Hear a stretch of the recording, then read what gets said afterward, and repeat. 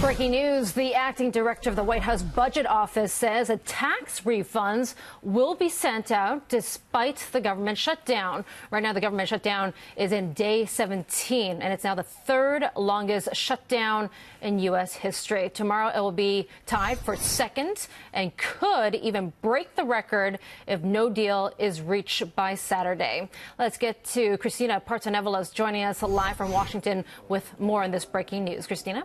Yeah, we actually have some news coming from the vice president right now. Vice President Mike Pence will be coming here to Capitol Hill to meet with lawmakers. But in other news, too, that we're getting, he's saying that tomorrow the president will address the nation at 9 p.m. Eastern time. In that address, he will say that the border security is a humanitarian and security crisis. So that's part alluding to what the speech will be about. They also said that the White House at this moment is taking the steps to mitigate the effect of the government shutdown. We know that has affected more than 800,000 jobs across the country.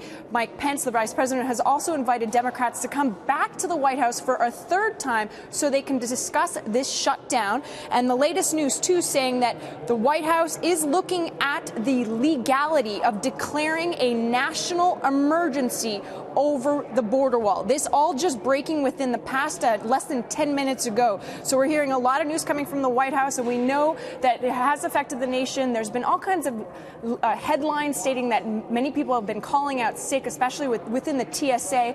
But I'd like to point out that some of those headlines can be misleading because we don't know what the average sick rate is at a lot of these venues, a lot of these airports. For example, just on Sunday, we had the PR person from the TSA, Michael Balilo. He tweeted out stating that overall they've seen the wait time is about 30 minutes. So I'm paraphrasing right now, but you're seeing the tweet hopefully on your screen right now. Paraphrasing that things are still running smoothly. There's been no major delays and that everybody is in still full operation. So again, be wary when you see some of those headlines across the screen.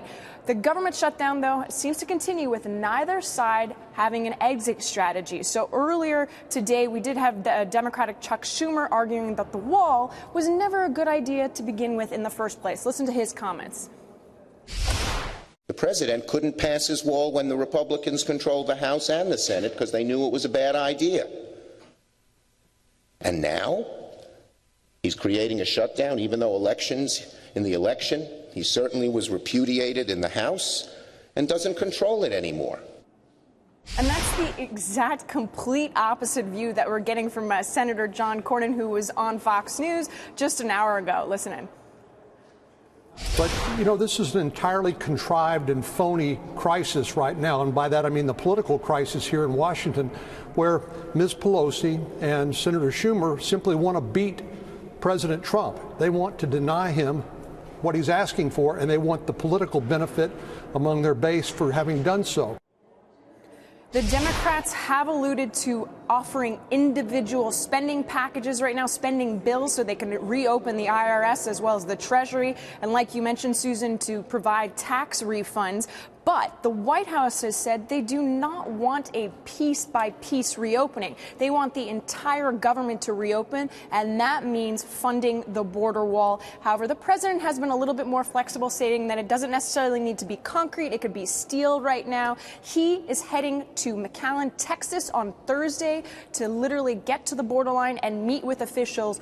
All of this going on, lots of news coming from Capitol Hill, even though Congress right now is out of session and they will be resuming tomorrow. So the shutdown continues. Susan? Day 17 and counting. Thank you so much.